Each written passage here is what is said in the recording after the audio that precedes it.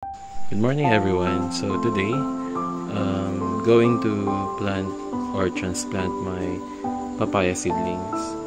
So lately, maraming basurang styro cups sa basurahan. Kaya ang ginawa ko, inipon ko yun. Kinuha ko, then binutasan ko. At ginawa ko siyang punlaan ng mga seedlings na pinutubo ko before or last month.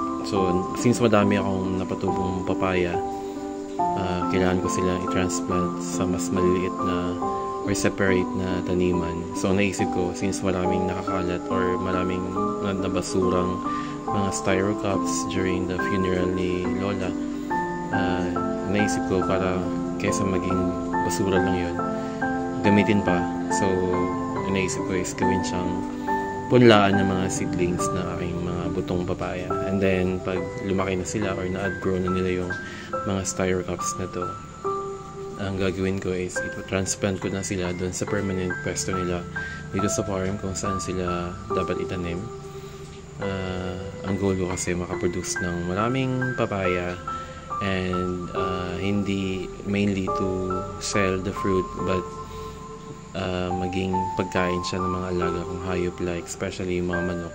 Kasi kung na-observe niyo yung previous video ko, na-mention ko na paborito ng mga alaga kong manok yung mga off-rye papaya, kasi nga yung mga papaya seeds na yun ay natural dewormer siya na ating mga alagang hayop, and particularly yung mga manok.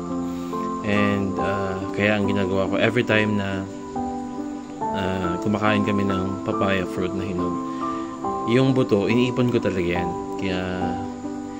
kaya tabi ko siya, and then pinapatubo ko sa mga malalaking pots na parang side plants lang.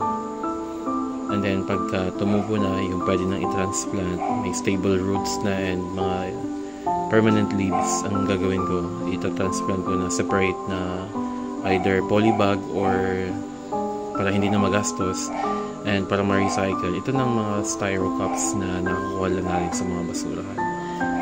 Basura namin dito sa bahay kasi may funeral na nakaraang linggo. And then dito sa video, kung makikita nyo, ito na yung product or yung finished product niya. Nakahiwa-hiwalay na sila. And then another month na lang, mas lalaki na yan and mas stable na yung roots.